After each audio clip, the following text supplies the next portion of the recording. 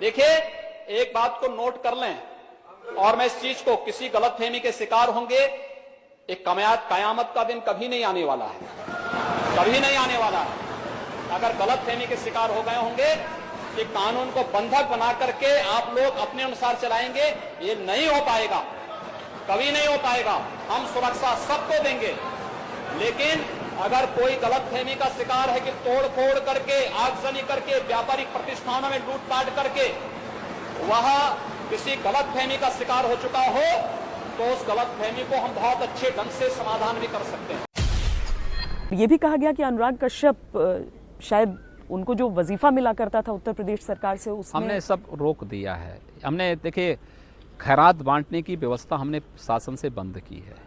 हमने कहा भी देखो, ये खैरात नहीं बंटना चाहिए, चाहे वो अनुराग कश्यप हो या कोई भी हो, क्योंकि इन लोगों की आदतें खराब हो चुकी थी। उत्तर प्रदेश के लिए आप काम करिए, देश के लिए काम करिए। अगर आप देश के विभाजन की मंशा रखने वाले तत्वों को प्रमोट करते हैं और उसके बाद शासन की सुविधा का लाभ लेना चाहते हैं, ये नहीं चलेगा, कतई नहीं चलेगा। और ये गलतफहमी इन लोगों को अपनी बंद कर देनी चाहिए, एक्सपोज हो जाएंगे। हमने तानाजी फिल्म को इसलिए टैक्स फ्री किया क्योंकि वो प्रेरणादायी है, लेकिन वही विभाजन की मानसिकता के साथ जो लोग इस प्रकार का कार्य करेंगे, उत्तर प्रदेश में उनके लिए कोई जगह नहीं होगी। पर प्रेरणा की कहानी तो छपाक फिल्म, मैंने कहा ना, कहीं नहीं, कोई वो देखिए, मनसा साफ होनी चाहिए। अगर आपको अपराध नहीं करने तो आपके पास में 1 लाख रुपए की रिवॉल्वर क्यों है? 80,000 रुपए की राइफल क्यों है? मेरे पास है ना। मैंने क्या कहा, दहशत फैलाने के एक लिए। सन्यासी होने के नाते हमारे पास दोनों की, सन्यास की हमारी जो प्रशिक्षण होता है वो दोनों का होता है। शास्त्र का होता है तो शस्त्र का भी होता है, एक माला जपने का होता है तो भाला चलाने का भी होता है। दोनों को एक साथ लेकर के हम लोग चलते हैं, और वह सुरक्षा के नाते, इसलिए हमारे पास है और वो रहेगा भी। आपने ये, आप बाघ को, टाइगर को दूध पिला रहे हैं। टाइगर जैसा साहस जिसमें होगा वही टाइगर को दूध पिला सकता है। तो क्या इंप्रेशन देना चाहते हैं? क्योंकि आपके लोग नारा लगाते हैं उत्तर प्रदेश में रहना है तो योगी योगी कहना है। तो योगी बनाना तो अच्छी बात है। भगवान कृष्ण ने भी यही तो संदेश दिया था, एक निष्काम कर्म योग की प्रेरणा देने की बात कर रहा हूं। भगवान शिव की भक्तों की यात्रा है। कोई व्यवधान डालना चाहता है तो उसको तय करना है। अगर वो व्यवधान डालेगा, हम उसको गोली से समझाएंगे। व्यवधान डाल करके दंगा कराएगा तो गोली उसको समझा देगी। विरोध कर रहे हैं नागरिकता सीएए का या एनआरसी का, ये वो मुस्लिम हैं जिनके परिवारों ने, जब देश का विभाजन हुआ तो इनके परिवारों ने एक ऐसे देश न जाने का फैसला किया जो मजहब के आधार पर, रिलीजन के आधार पर बना था। इन्होंने एक सेक्युलर भारत में रहने का फैसला किया। उपकार नहीं था, भारत पे उपकार नहीं था, देश के विभाजन का विरोध होना चाहिए था। भारत के विभाजन का विरोध होना चाहिए था। तो वो तो बात 1947 की हो गई। मीठा मीठा गप और कड़वा कड़वा थू नहीं चलेगा। उत्तर प्रदेश में प्रदर्शनकारियों के खिलाफ कार्रवाई हुई है। क्यों नहीं कार्रवाई होगी? गोलीबारी की घटना हुई है, क्यों नहीं कार्रवाही होगी? क्या भारत ने विरोध करने का अब विरोध ही रह गया है? विरोध का तरीका लोकतांत्रिक होना चाहिए। शाहीन बाग में लोकतांत्रिक तरीका है। नहीं, ये लोकतांत्रिक नहीं है। आप सड़क पर बैठ करके पब्लिक आवागमन, आम नागरिक के आवागमन को बाधित करेंगे, आजादी के नारे लगाएंगे, भारत विरोधी नारे लगाएंगे, ये लोकतांत्रिक नहीं। आपको कारण बताना पड़ेगा, किन कारणों से आप प्रदर्शन करना चाहते हैं, धरना क्यों देना चाहते हैं। ये असीमित अधिकार नहीं हो सकते आपके। जो लोग सीएए के नाम पर महिला और बच्चों को आगे किए हैं और अपने आप रजाई के अंदर सो रहे हैं, इससे बड़ी कायरता दूसरी हो ही नहीं सकती है। और उत्तर प्रदेश में मैंने इसीलिए, जिन लोगों ने आंदोलन के नाम पर पब्लिक प्रॉपर्टी को डैमेज किया है, मैंने उस पब्लिक प्रॉपर्टी की वसूली उन्हीं से भी की है। कानून के लोगों ने कहा कि, कुछ लोगों से कहा कि भाई आप पाकिस्तान चले जाइए, धमकी दी आपके प्रशासन के। जिसने भी कहा होगा उसका कोई कारण जरूर होगा, बेवजह नहीं कहा होगा। अगर पाकिस्तान के समर्थन में आप नारा लगा रहे हैं तो हिंदुस्तान में रह करके फिर क्या करना चाहते हैं आप?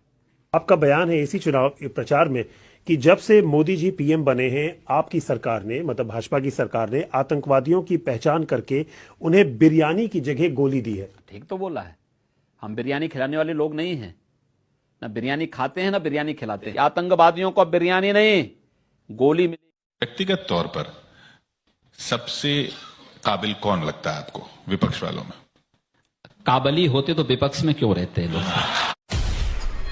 आपके राजनीतिक विरोधी अखिलेश यादव जी कहते हैं कि आप अगला चुनाव हार रहे हैं, समाजवादी पार्टी 22 में लौट रही है। सपना देखना तो सबका काम है। सपना कौन देख रहा है? वही कह कैसे रहा हूं हम ना। समझें? सपना देखने में कौन बुराई है? बस देखें, सपना अच्छी बात है। ये तय है, लोकसभा चुनाव में उन्होंने प्रयोग करके देख लिए हैं। देखिए, हर व्यक्ति जान रहा है कि ये जो समाजवाद के नए नए ब्रांड आ रहे हैं ना, अब लोगों को ये सब पसंद नहीं है, क्योंकि इसका वास्तविकता परिवारवाद है, इससे ऊपर नहीं। ये वंशवाद की राजनीति जब तक रहेगी तब तक वास्तविक लोकतंत्र नहीं आ सकता है। एक दूसरा, तब तक बेईमानी और भ्रष्टाचार को और दंगों की राजनीति को आप रोक नहीं पाएंगे। हर तीसरे दिन दंगा होता था उत्तर प्रदेश में समाजवादी पार्टी की सरकार में, और आज 3 वर्ष में एक भी दंगा नहीं हुआ। यह अंतर है। 3 दिन में उनके समय में दंगा होता था, और हमारी सरकार 3 वर्ष में एक दंगा ही नहीं, दंगाई सब गायब, और जो बचे खुचे उनके पोस्टर लगा करके उनको भी ठीक कर दिया जा रहा है। यह है तरीका कार्य करने की। नियत साफ हो, नियत साफ होनी चाहिए। लक्ष्य प्राप्त करने में कहीं कोई समस्या नहीं होती है। लोकसभा चुनाव के दौरान भी वो बड़े बड़े दावे करते थे, जब अपने में विश्वास नहीं था। 351 सीटें बोली उन्होंने, मैं क्या समाजवादी पार्टी का नारा दिया उन्होंने। लोकसभा चुनाव में भी वो इसी बात को कहते थे ना। लोकसभा चुनाव में भी यही तो कहते थे कि समाजवादी पार्टी 80 की 80 सीट जीत जाएगी। 5 से 6 पे नहीं आ पाए, और वह भी 5 तब आए जब बहुजन समाजवादी पार्टी का समर्थन मिल गया। अन्यथा पता लगता कि पूरा परिवार ही घर बैठ जाता, बेरोजगार हो जाता। प्रधानमंत्री नरेंद्र मोदी कहते हैं सबका साथ सबका विकास।